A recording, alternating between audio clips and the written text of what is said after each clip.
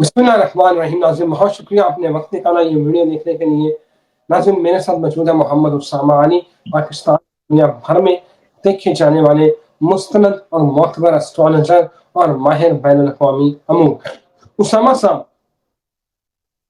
تیسری عالمی جنگ تھرڈ ورلڈ وار کیا حقیقت ہے یا فسانہ ہے؟ اور دوسرا، روس نے یہ جنگ بندی کی باتیں ہوتے ہوتے روس نے کٹھا 300 ڈرون جو ہے نا وہ یوکرائن کے اوپر مار دی ہے، اور ٹرمپ بھی چیخ اٹھا کہ یار یہ پیوٹن کیا پاگل ہے. اور پاکستان نے ایران کا جو نیوکلیر جو پروگرام ہے اس کی حمایت کرنی ہے. سینیریو کیا بن رہے ہیں؟ یورپ جو ہے کیا وہ اب بازار میں ننگا ہو کے سامنے آ جائے گا پیوٹن کے، اور پھر اس کے بعد ایک بڑی دو بدو جنگ ہوگی؟ یورپ کیا جو ٹیرف لگا رہا ہے یورپی یونین کے اوپر ٹرمپ، اس کے بعد اگر روس کھڑا ہو جاتا ہے یورپ کے سامنے تو یورپین کا مستقبل کیا ہوگا؟ آج ہے 28 مئی، یوم تکبیر، اور بات ہو رہی ہے تیسری عالمی جنگ کی کہ حقیقت ہے یا فسانہ، اور روس، یورپ، امریکہ کون سے ملکوں کی تباہی ہونے والی ہے؟ اسامہ صاحب کیا کہتے ہیں آپ؟ جی بہت شکریہ. بسم اللہ الرحمن الرحیم. الحمدللہ رب العالمین. اللہم صلی علی محمد وعلی محمد. دیکھیے اس ٹائم پوری دنیا ٹکرا رہی ہے ایک دوسرے سے. یورپ ورسز اس ٹائم رشیا بیٹھا ہے. عرب میں اسرائیل جو ہے آگے پیچھے ساروں کو تنگ کر رہا ہے. پاکستان انڈیا ہاٹ ہو گیا، انڈیا چائنا ہاٹ ہو گیا، چائنا تائیوان ہاٹ ہو گیا، چائنا جاپان ہاٹ ہو گیا. کم جون ادھر سے آپ کے گولڈن ڈوم پہ بول رہا ہے، امریکہ کے جو گولڈن ڈوم بننے پہ اعتراض اٹھا دیا اس نے کہ یہ میری ایئر سپیس جو ہے اس میں فوجی دخل اندازی تصور ہوگی. جو انڈیا گولڈن ڈوم کی باتیں کر رہا تھا، سوری امریکہ جو گولڈن ڈوم کی باتیں کر رہا تھا، اچھا وہ ٹربل بن سکتی ہے.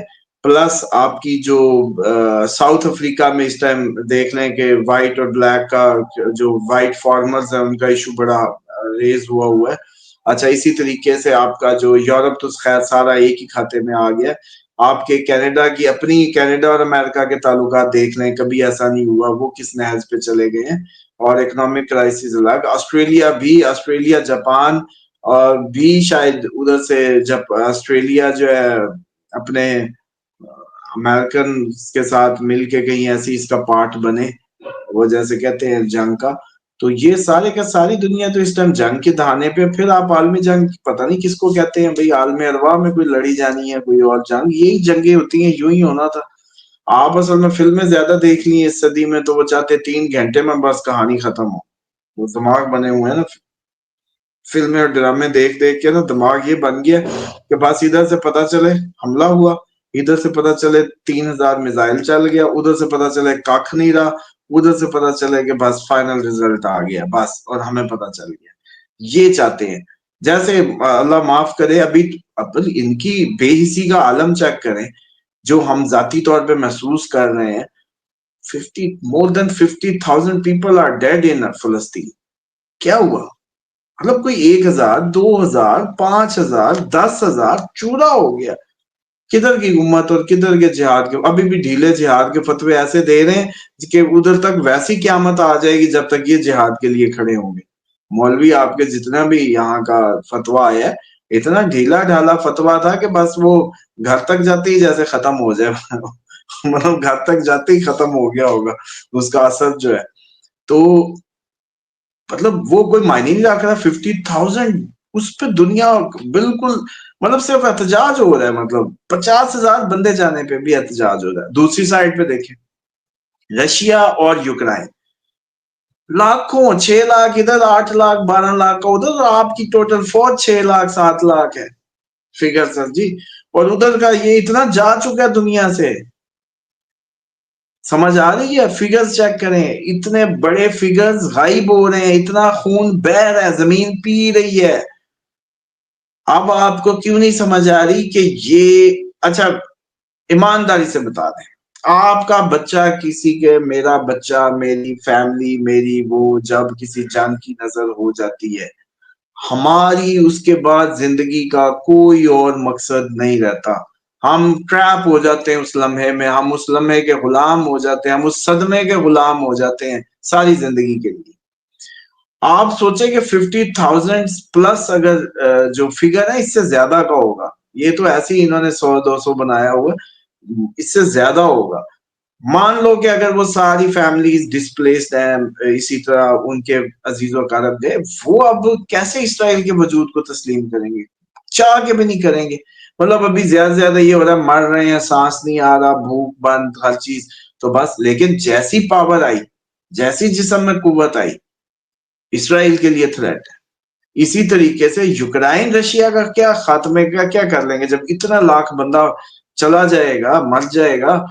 اس کو محبت میں کیسے بدلنا ہے؟ آپ دیکھیں، اپنا دیکھ لیں. پاکستان انڈیا کی بنیادوں میں اتنا خون ہے دونوں ملکوں کی کہ وہ نفرت آج 100 سال بعد بھی آنچ لیتی ہے. کتنے سمجھوتا ایکسپریس اور کتنے جفیاں، کتنے پپیاں، کتنے یہ بارڈر کھلے، واگے کھلے، ٹرینیں چلی، کتنی دفعہ کوشش ہوئی. لیکن وہ جو بنیاد میں نفرت تھی نا، جو بلڈ شیڈ ہوا تھا اس کی بنیادوں میں پاکستان انڈیا کی، لاکھوں کا خون بہا، وہ آج بھی کہیں نہ کہیں تنگ کر رہا ہے، وہ آج بھی کہیں نہ کہیں اس کی اریٹیشن ہے. تو اس بنیادی نقطے کو سمجھنا بہت ضروری ہے کہ جب کہیں خون بہہ جاتا ہے، جب کہیں خون بہہ جاتا ہے، اس کے بعد یہ فضول بات ہے کہ آپ کہیں کہ مدعا حل ہو گیا اور مدعا ختم ہو گیا. پہلی اس بات کو بڑا ضروری ہے سمجھنا. اور اب یورپ کیسے اتنا خون بہانے کے بعد اپنے آپ کو سمجھتا ہے کہ اچھا ایمانداری سے بتائیں، بڑے پنچایت فیصلہ کرے، بابے اپنے بڑے پرانے ماہر سن بھی رہے ہوں گے، کئی ڈیروں پہ پنچایتیں کرتے، بھائی یہ یوکرائن کو اگر انگلی نہ دیتے نیٹو میں شامل ہونے کی، لارا نہ لگاتے، تو یہ اتنا بندہ مرتا؟ نہ رشیا کا مرتا، نہ یوکرائن کا مرتا. وہ جو انگلی تھی نیٹو والی، وہ دی کس نے؟ وہ ہے اصل مجرم. سمجھ لیں. اب ہم کہیں جی ہمیں نیٹو میں شامل کر لو، جی فلانے کو نیٹو میں شامل کر لو، منہ اٹھا کے پوائنٹ سمجھے. تو وہ کہتا تھا کہ یار نیٹو کا مطلب یہ ہے کہ میں یوکرائن سے تو میرا تنازع چل رہا ہے، تو اس کا مطلب ہے جیسے اب ہمارے کشمیر پہ اور انڈیا کے میں نیٹو کا ممبر ہوں، ہم کشمیر پہ جائیں، وہ ادھر سے جرمنی گئے، کشمیر پہ اٹیک ہم جرمنی پہ تصور کریں گے. پوائنٹ سمجھے کہ نیٹو کا چکر یہ تھا. اس وجہ سے اب یہ جو پیوٹن کا بالکل جائز معاملہ تھا کہ بھائی میرا متنازع علاقوں کا مسئلہ ہے، میں نے جب کبھی اس پہ جنگ کی طرف ہم گئے، آپ لوگ سارے ہم سے لڑنے آ جاؤ گے، یہ اس کی جائز بات تھی. لیکن اب یورپ اتنا خون بہ جانے کے بعد یہ کیسے سوچ رہا ہے کہ ان کا نمبر نہیں لگے گا؟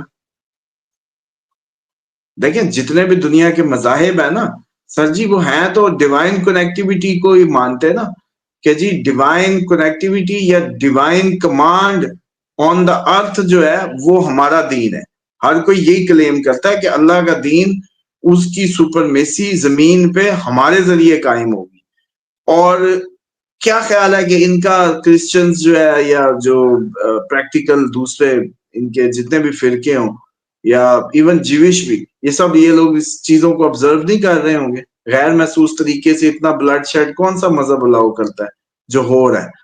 تو یورپ کا نمبر لگنا ہی لگنا ہے، قدرت کا قانون ہے. امریکہ کو اس دفعہ ہو سکتا ہے، ہاں جیسے آپ نے انڈیا کو کہا ہے نا بم کھانے کا، اس دفعہ طبیعت امریکہ کی بھی بم کھانے کی ہے. بڑے چانسز ہیں، بہت چانسز ہیں کہ امریکہ کو بھی کم جون پڑ جائے، ایسی کوئی شگر لگا دے.